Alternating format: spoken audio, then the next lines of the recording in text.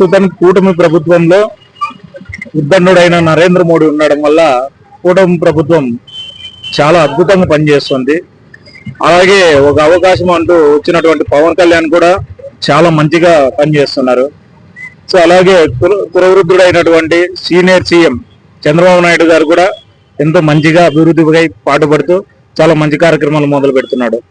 So ప్రస్తుతానికి కొన్ని ఒడిదుడుకులు ఉన్న పరిస్థితి వాస్తవం మన రాష్ట్రంలో, కానీ ముందు కానీ సెట్ అవుతాయని మేమంతా అనుకుంటున్నాం. సో గత ప్రభుత్వం అంటే స్కీమ్లు ఎక్కువ ఉన్నాయి, చెప్పిండేది అప్పు చేసినా సప్పు చేసినా జగన్మోహన్ రెడ్డి గారు ఏదో ప్రజలకు చెప్పారు, చేశారు.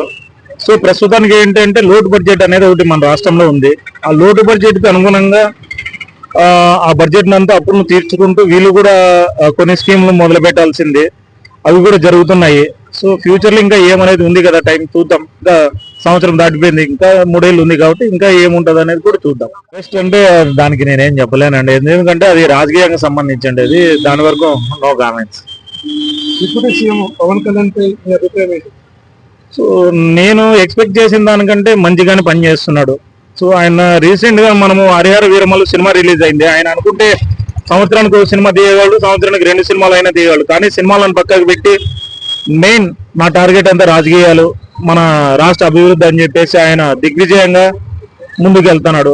సో ఆయన పనితీరు కానీ అంతా బాగానే ఉంది. కానీ ఆయన అనుకున్న రీతిలో వెళ్ళాలంటే మిగిలిన ఎమ్మెల్యేలు కూడా ఆయనకు సహకరిస్తే పవన్ కళ్యాణ్ గారు మరింత ముందుకెళ్లి మన రాష్ట్ర అభివృద్ధిలో పాటుపడతారని అనుకుంటున్నాను. లోకేష్ ఎందుకు అవుతాడండి? చంద్రబాబు నాయుడు ఉన్నంత వరకు లోకేష్ ఎట్లా సీఎం అవుతారు? ఆయన తండ్రి ఉన్నంత వరకు ఎవరు కారు, తర్వాత ఏంటనేది ఇంకా వాళ్ళు నిర్ణయించుకోవాల్సిందే.